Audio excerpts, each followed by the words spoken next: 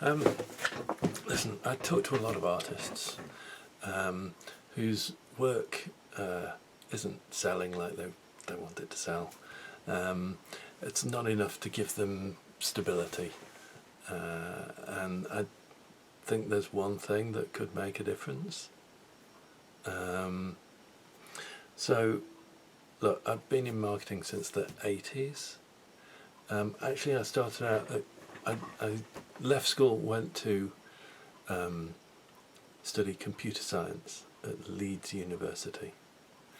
But I kept finding myself in the arts library, and I did 2 years and then dropped out because I actually remembered that I still have a book that I bought at that time. I remember this is student kind of time. I bought this book back then. It's the price is on. So this is 1981, right? Or 80 really. The price on the back says £9.95. Okay, and I just worked out what the what that's equivalent to. It's equivalent to £43 in today's money, or $54. All right. So there I was, a student trying to study computer science and spending, very precious. I mean, I seriously ran out of money when I was studying because I spent it on books like this, right? So I had this serious kind of interest in art. No formal training, obviously, but the computer thing wasn't really working. Excuse me, just kick things out of the way. And when I dropped out, I ended up in a PR company because they had a computer. Remember that this was just about when the personal computer was being brought out, and Apple was kind of, they weren't still in the garage, but almost. So I've always mixed tech with marketing with art, for all those decades.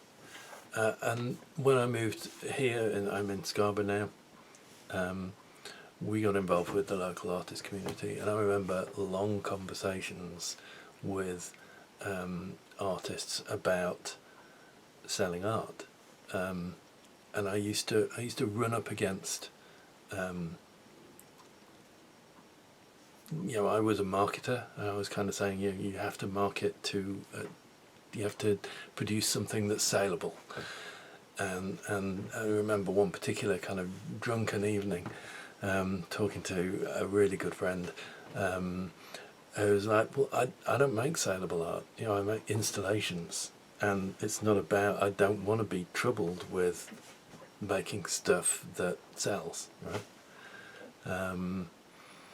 And I have another good artist friend who paints seascapes, and eventually he will kill me because I do keep kind of going, well, that's a very nice painting, but if you just paint a little Scotty dog on the beach there, then it'd be saleable. Anyway, this whole thing went on for years, and it's just one of those issues that kind of troubled me forever. So I wish I could tell you that there was a revelatory moment when I kind of realised how this works, but there wasn't. It was just, I'm always learning new marketing stuff, and the world got worse, not better. And I think I just kind of realised how to glue the two together, so that obviously artists have the need to get into flow and do the art, without being troubled by people coming along and wanting to look at everything that you've got and then not buy anything, and I really want something to match the decor and all of that kind of nonsense that takes up your time. So it's not about. So this program isn't about creating art that sells. It's about creating your art with a purpose, and then communicating that purpose and getting people who agree with that purpose to join with you and joining that kind of movement. That's where we're headed with this. So I've put together this 5-day SEO challenge, which is going to happen shortly. It's for artists, and it's about like I say, it's completely free, and the plan is that it's 5 days, so Monday to Friday. By the Friday, you'll realise what I'm talking about, and obviously the Monday through Thursday you'll learn